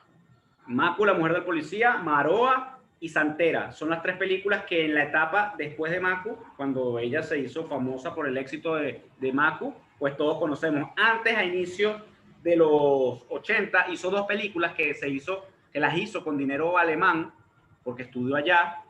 De hecho, creo que las hizo allá y las vendió acá. Son películas que se estrenaron aquí, pero que no son películas que tú dices, bueno, películas venezolanas, donde veías actores venezolanos. Pero bueno, vale como parte de su carrera, ¿no? Son 5 películas y además el Sí, trasnoche cultural, que es un legado inmenso. que yo creo que sí, que como caraqueño tengo que darle gracias que eso exista. Sí, Pero bueno, qué totalmente. bueno que Solve más bien está bastante por arriba de la media, pero eso no quita que sí es verdad que la inmensa mayoría de los realizadores venezolanos no pasa de una sola película. Sí, de 2015, en 2015 comencé yo a hacer esa investigación, a recaudar, a recopilar esos datos y lo he seguido arreglando anualmente, pues, Actualizando. y actualizándolo, exactamente. Actualizando los datos de 1976 a 2019, vamos a poner a 2020 también, las 2 películas de 2020, se estrenaron 297 películas distintas, de las cuales Venezolanas. venezolanas, Ok. de las cuales 178 son una ópera prima, un director que no volvió a hacer una película, y 117 ya subió a estos últimos años, que casi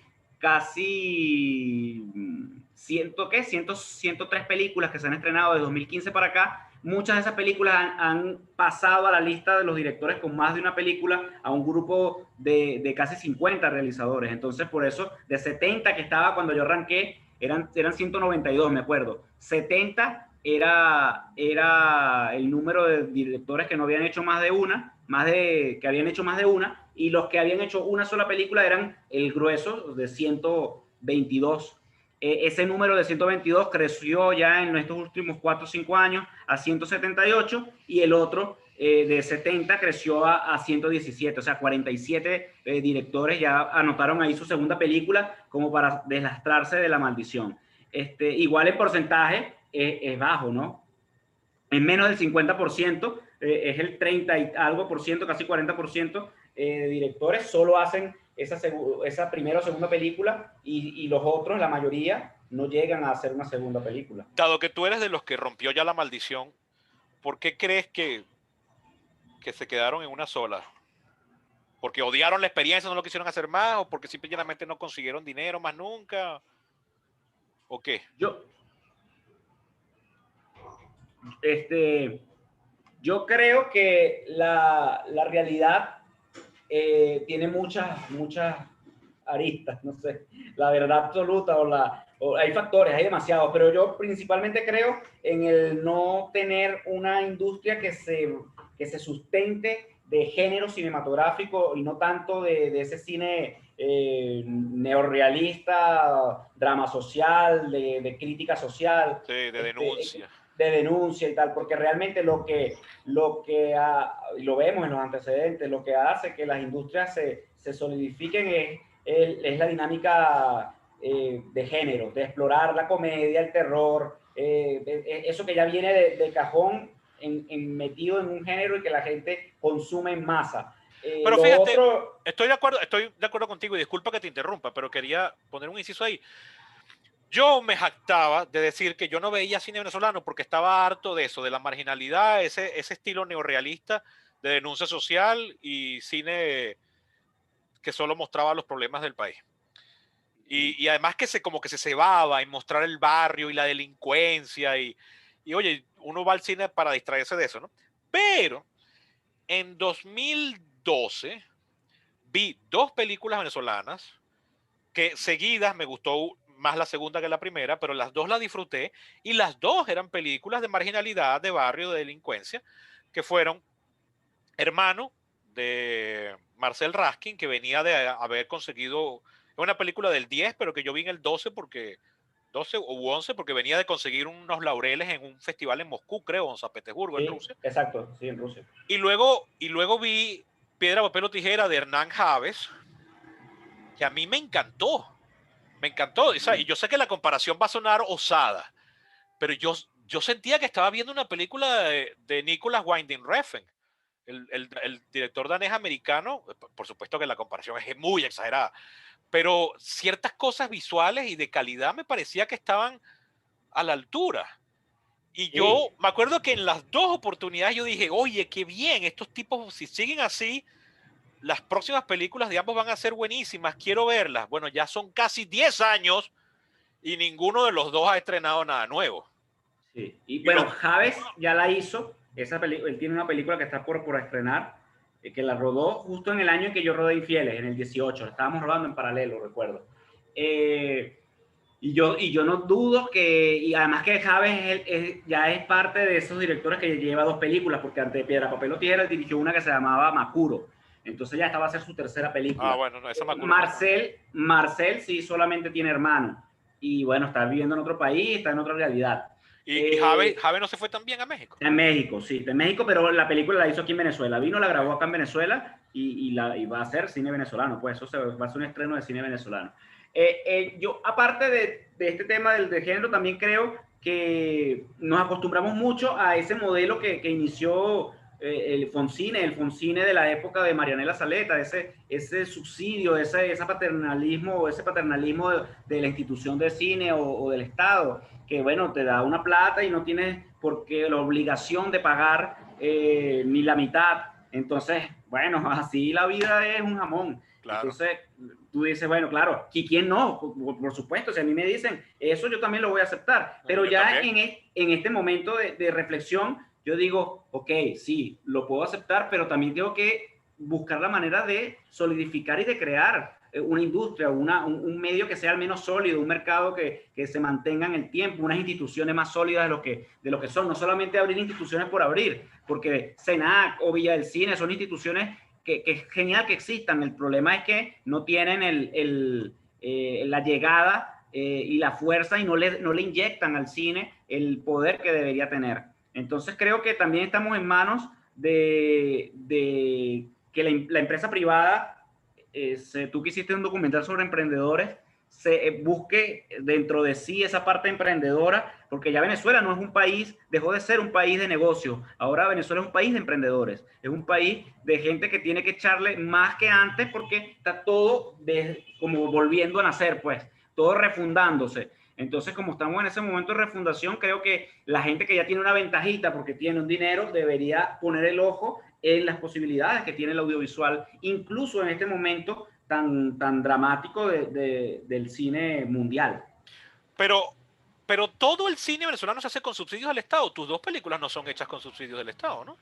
No, pero ese cine que yo hago, el cine que se hace independiente, es ahora que está empezando a crecer de un tiempo para acá, porque en los últimos 20 años, esas 103 películas, por ejemplo, que se estrenaron de 2015 a 2019, 103 películas, 57, más de la mitad, estaban hechas con algo de dinero del Estado. Dinero que, como te digo, no tienes que regresar en su totalidad, dinero que son subsidios, que está buenísimo los subsidios, pero ninguna recaudó ni el 10% de ese subsidio. Así ese subsidio solo sea para la postproducción. Entonces, va a ir creciendo, va a seguir creciendo y en esta pandemia está creciendo el cine independiente, el cine que no se hace con dinero de subsidio, porque es que debió ser siempre el cine que más se hace, que más se hiciese acá en Venezuela. Estoy completamente de acuerdo, pero ¿quiénes son, si se puede saber, por supuesto, quiénes son los privados que podrían pagar cine o quiénes son los que han estado pagando ese 40 y pico de películas que de 2015 para acá no usaron subsidio del Estado o los que lo usaron parcialmente? ¿Quiénes eran los privados? ¿Eran instituciones, eran empresas o era alguien que tenía unos reales ahí que vendió la casa y los puso en una película? O sea, una vez Bueno, más son personas naturales ayudando a personas naturales, nunca hay personas sí, jurídicas involucradas aquí, exactamente. nunca hay empresas. Sí, así es, porque, por ejemplo, en una micromuestra de dos películas como las mías, las dos son de gente como tú dices, alguien con dinero o un empresario con una empresa familiar grande de tradición y de años que se atrevió a invertir.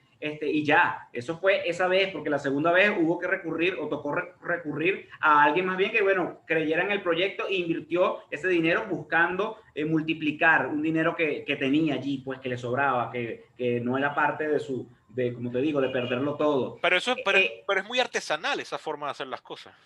Claro, porque te lo lleva o te empuja, la misma dinámica nacional te lleva a eso. O sea, y eso es Caracas, porque afuera Y de Caracas, siempre fue así. Cuando hubo un boom en los años 80, era con dinero siempre del Estado. No hubo privados, empresas privadas que pusieran dinero ahí. hay siempre pues, excepciones, pero no era la regla, pues. No era lo más.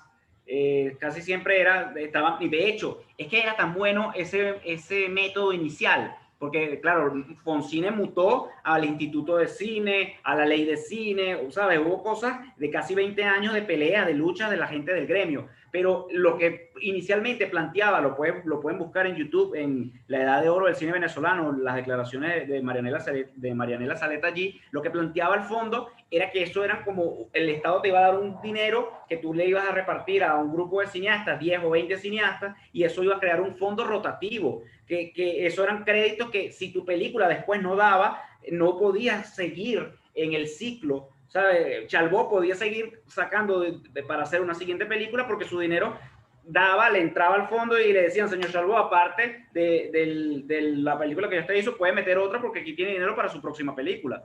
Entonces funcionaba, bueno, estamos hablando de Venezuela de 1976, 77, 80, hasta antes del Viernes Negro. Entonces, era genial, creo que funcionaba óptimo, era dinámico y era funcional, pero la misma corrupción, de la misma dinámica del país, de la economía, que es una corrupción que no estamos señalando aquí a políticos en particular, sino de todo, de cómo se corrompe social, toda la sociedad. El rentismo petrolero tan atávico que se nos ha incrustado A mí siempre me da risa que cuando la gente que emigra, que ahora es prácticamente casi cualquiera que yo conozco, la primera vez que yo me di cuenta de esto fue en 2015 y no han parado. La gente que está afuera siempre me dice, mira, yo estoy bien, pero te tengo que decir algo, y me lo dicen así como si fuese una verdad secreta que nadie quiere revelar. Aquí hay que trabajar que jode, ¿oíste? Y yo decía, no, yo digo, bueno, ¿y en dónde no? Y después yo mismo me respondo para mis adentro.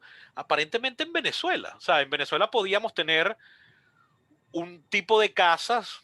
Cuando yo pienso la casa donde yo tengo la suerte de vivir ahora, que la compraron mis padres, que eran un par de asalariados en el año 73, yo digo, un par de asalariados equivalente a mis padres en Colombia, en Argentina o incluso en México no podrían haber comprado esta casa. Claro. El equivalente a esta casa. Entonces sí, aparentemente aquí se trabajaba igual, pero la retribución que daba ese trabajo era mucho más grande en comparación. Y eso es por esa gran deformación que era la renta, que era y sigue siendo, y que seguirá siendo un tiempo más, la renta petrolera. Entonces creo que eso como que nos acostumbró mucho. Pero fíjate que te quería comentar algo.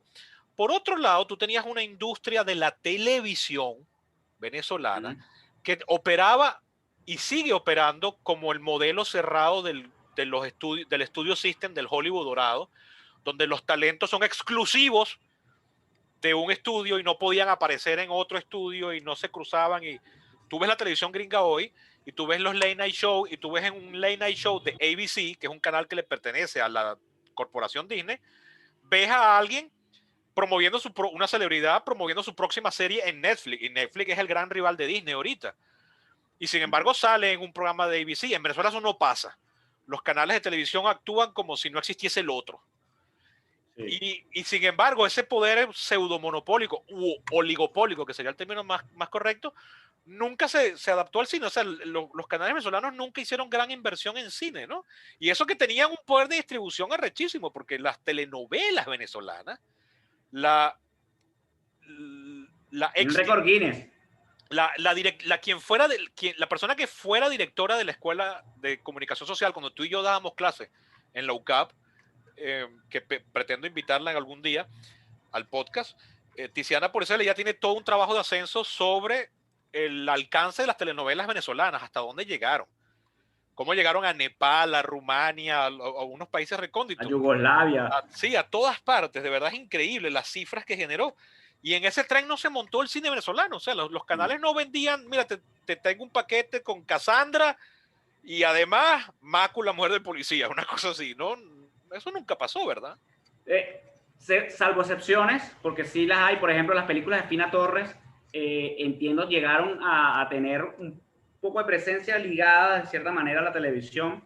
Hay Fina una, de Torres que hecho, tiene una película por década, siempre digo. exacto, y bueno, Hollywood, y que sería, como te digo, Y como te lo dije la otra tiene vez. una película de Hollywood. La primera película de Fina Torres en Hollywood es también la primera película de Penélope Cruz en Hollywood. Sí, 2001, Woman Eso on Top. Woman on Top Woman on Top. o Women on Top, no me acuerdo si es en plural. Son dos mujeres debutando y luego la siguiente película de Fina Torres en Venezuela y ya Penélope Cruz tiene un Oscar. No quiero hablar paja de Fina Torres, que además sé que cuando responde con fuerza, pero ok, ella puede no haberle gustado a Hollywood y se le respeta y se devolvió, no es el mecanismo que le gusta, pero oye, qué difícil, no tenemos un Cuarón, un Guillermo del Toro o un Alejandro González que después de haber empezado, o un Federico Álvarez o un Campanella, que después de haber empezado en su país, o ahorita Pablo Larraín y Sebastián Lelió, o el colombiano, ¿cómo se llama? Ciro Guerra. Ciro Guerra, Ciro Guerra. que ya también está dirigido en Hollywood. Comenzaron en su país, no, nosotros no, ¿vale? ¿Qué pasa? ¿Qué pasa, Edgar? O sea, No, ¿cuál es ese techo de que cristal que tenemos encima? hace falta romper el celofán. Alguien lo tiene que romper y creo que hay gente en búsqueda de eso. Tanta inmigración, creo que tantos venezolanos fuera de Venezuela va a ayudar a que eso pase. Ojalá. Espero. Estamos en búsqueda, creo que es necesario crear esos puentes de Bueno, distribución, de talento. nuestro laurel más grande, más alto, ¿tú estarías de acuerdo en que es desde allá, de Lorenzo Vigas, al haber ganado ¿cómo se llama? El León de El Oro de León de Venecia? Oro. Sí, totalmente, sí, ese es. Fíjate qué curioso, si tú quitas a Lorenzo Vigas, todos los más grandes galardones venezolanos los habían conseguido mujeres. Sí.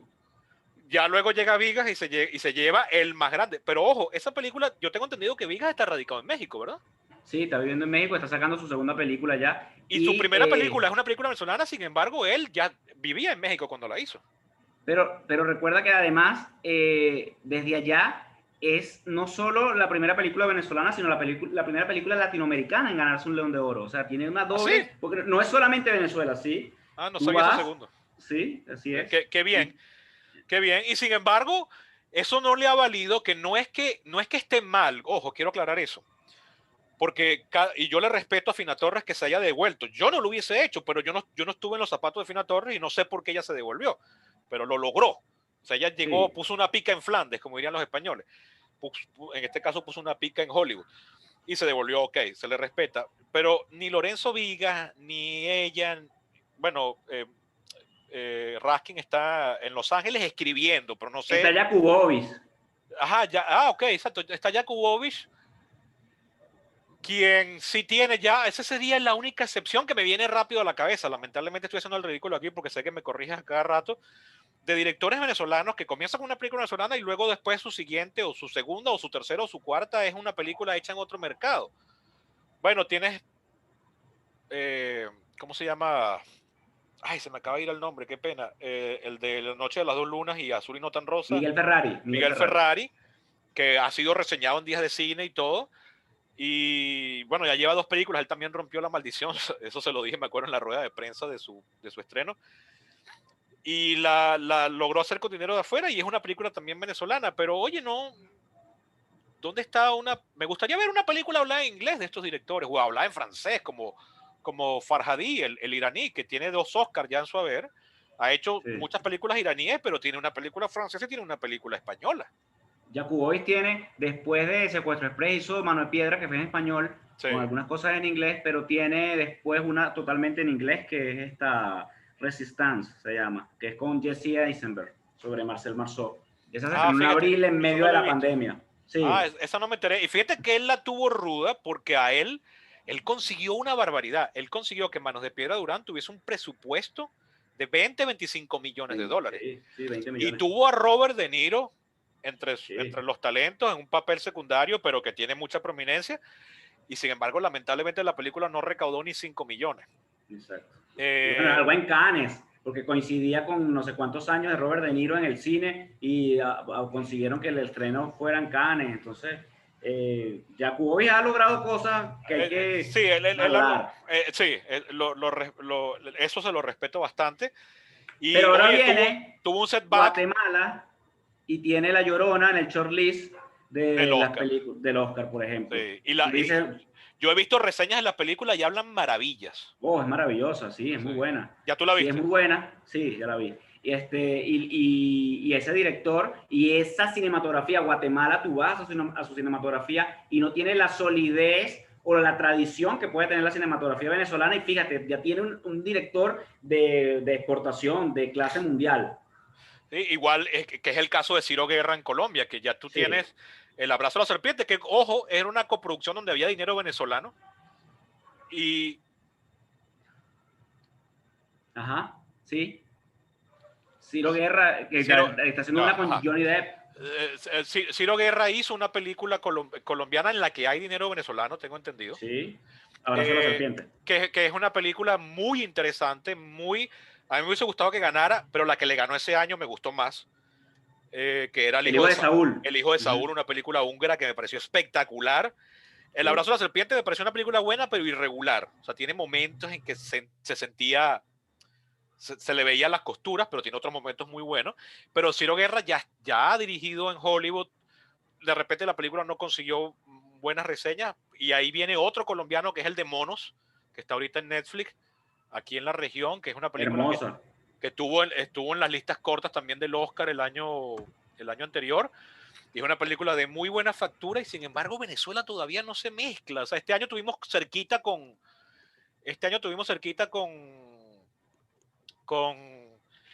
¿cómo se llama? Con Once Upon a Time. Once Upon a Time en Venezuela, que tiene otro título también, Congo Mirador. Sí. Voy Que a es el tratar lugar donde pasa, Congo Mirador. es el pueblito ahí en el sur del lago de Maracaibo. Voy a tratar de verla en el cine si puedo, para hacerle justicia. Pero, oye, esa película todo el mundo se emocionó. Yo creo que ahí lo que faltó fue dinero para el cabildeo, para el lobby. Sí, Yo, sí, se hizo tarde. yo, Ellos yo, arrancaron tarde. y creo que estaban haciendo crowdfunding para tratar de pagar a los agentes de lobby. Algo escuché de que habían estado haciendo hasta un crowdfunding para conseguirle dinero. Sí, Yo creo que ahí lamentablemente fue que la película no la vio la suficiente cantidad de gente. Creo que fue eso, sí. la suficiente cantidad de académicos, o sea, de la gente que nomina. Porque tú ves, por ejemplo, Chile, vas y ves a El Agente Topo, que es un documental y entró en el shortlist de ficción y de documental, y tú ves el tráiler, solo por tráiler, sin ver la película, de Once Upon a Time, y tú dices, oye, esta película debe tener algo más que esta es como una broma, hasta parece un falso documental, la de Chile. Pero bueno, Chile ya se ganó un Oscar y tiene un Larraín, y tiene un Lelió, y tiene a un grupo de gente que está dándole, pues. Sí, oye, eso me da rabia y bueno, ya tenemos que cerrar esto y ya nos estamos, además ya yo me estoy repitiendo con las preguntas, pero Podemos hacer una segunda parte, no te cómo no, preocupes. seguro, seguro, además Edgar tiene ahorita otra reunión, no para, ya vieron el tipo de empresario que es, ya tú no eres emprendedor, ya tú eres empresario, emprendedor es en los primeros 3 años y medio, eso fue lo primero que aprendí en mi documental, Ok. no pasas la barrera de 3 años y medio, ya eres empresario. Eh, Sí. Así que bueno, el empresario Edgar Roca, gracias por tu participación. Y bueno, nada, ojalá que cuando ya estemos vacunados y se abran otra vez las salas, comiencen a volver películas venezolanas y oye, que alguien rompa la maldición y llegue más lejos, ¿vale? Sí, Es hace lo, falta. Y yo creo que se va a lograr, te lo puedo asegurar. bueno, tú estás en una posición donde lo puedes ver mejor y me consta que tú no eres hombre de wishful thinking. Sí. Tú tienes, tú sabes de lo que estás hablando. Bueno, Edgar, ha sido un placer tenerte en este espacio que por supuesto sigue abierto para más conversaciones. Recuerda a la gente tus redes para si quieren, si se Sí, emocionaron bueno, contigo. Instagram siempre, arroba Edgar Roca con doble C, 31, por ahí, arroba Críticos Caracas, también por ahí siempre estamos montando contenido y hacemos, como tú dices, lives para que, con la gente del círculo. Sí. Bueno, algún día haré una sesión colectiva con varios miembros del círculo para criticar películas, pero por ahora el internet me lo impide. Así que bueno, esto ha sido todo por hoy. Sigan a Edgar en a Edgar en sus redes y busquen sus películas. Dijiste rápido dónde se puede ver El Peor Hombre del Mundo. en Apple TV, en Amazon Prime para Europa y también por Cine Mestizo pueden ver las dos y Clica Play acá en Venezuela. Ok, perfecto. Bueno, ahí lo tienen. Edgar Roca, señores, cofundador del Círculo de Críticos Cinematográficos de Caracas, del que yo también soy parte, cineasta y empresario. Óiganos la semana que viene para seguir hablando del tema y el asunto venezolano. Hasta la próxima.